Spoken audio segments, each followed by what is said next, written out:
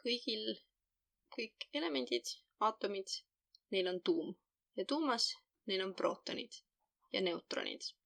Ja prootonitel on positiivne laeng ja neutronitel ei ole laengut.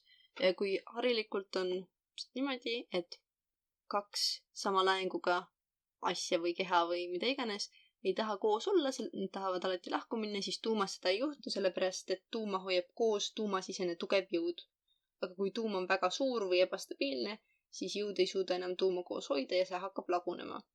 Ja tuuma lagunemine võib toimuda kas alfa või beeta lagunemise teel.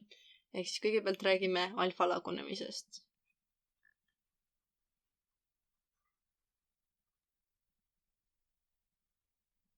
Alfa lagunemine. Ja kuidas alfa lagunemine töötab, on see, et ütleme, et meil on näiteks uraan. Ütleme, et meil on uraan 2, 3, 8.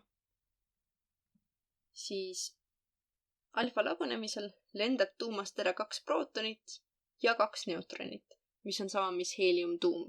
Nii et kui meil on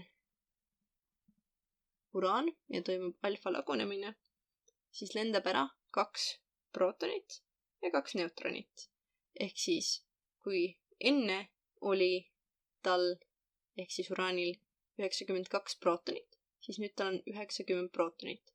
Ja massiarv nüüd väheneb 4 võrra, sellepärast et lendas ära 2 prootonit ja 2 neutronit, mis mõlemad on ühiselt siis massiarvu moodustavad.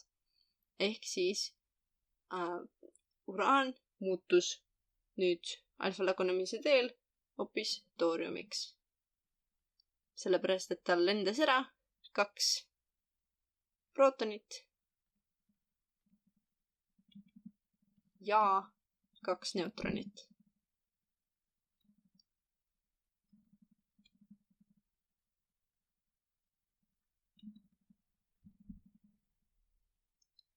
Ja need heeliumituumad, mis nüüd ära lendasid, ehk siis see 2 prootonit, 2 neutronit on sama, mis ühes heeliumituumas, siis need levivad paari sentimeetri kaugusele ja see ei ole väga ohtlik kiirguse liik, sellepärast et see ei lähe isegi näiteks paksemast paberist läbi. Et inimesed sellepärast väga palju muretsema ei pea. Aga nüüd räägime teisest lagunemise tüübist, mis on beeta lagunemine.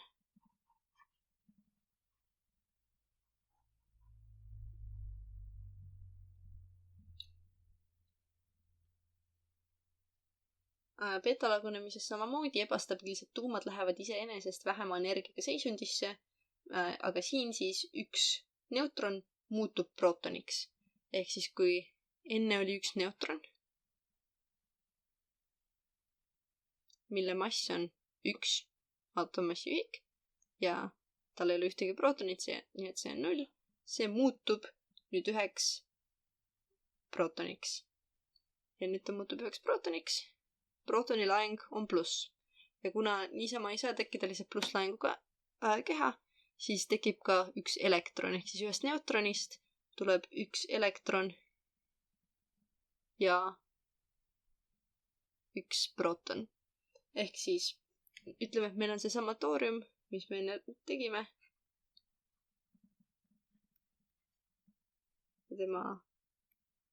Temaga juhtub siis beeta lagunemine. Siis beeta lagunemisel nüüd üks tema neutronitest muutub prootoniks.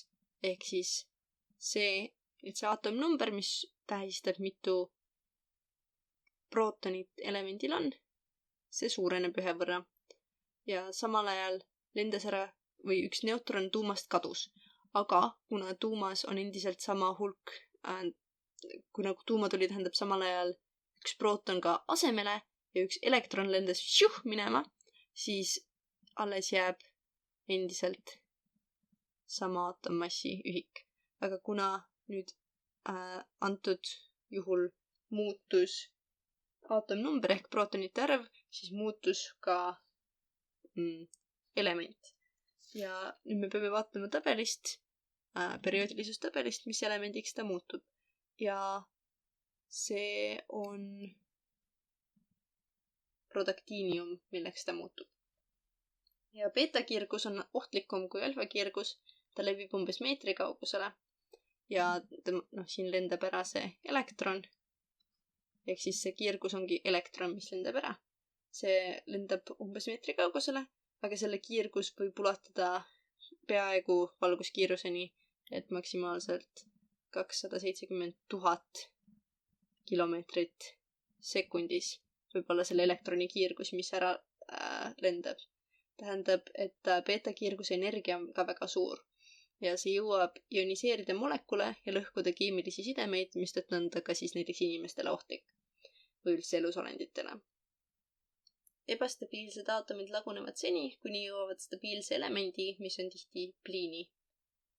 Ja tuuma lagunemise tulemusel võib tuum jääda ergastatud olekusse, millest väljumiseks kiirgab tuum gamma-kvandi ja seega kaasneb tuuma lagunemisele lisaks alfa- ja beeta-kiirgusele ka gamma-kiirgus, mis on kõige ohtlikum ja kõige suurema läbimisvõimega radioaktiivne kiirgus. Ja oma kõrge energia tõttu tekitab ta ka eluskudedele suuri kahjusid.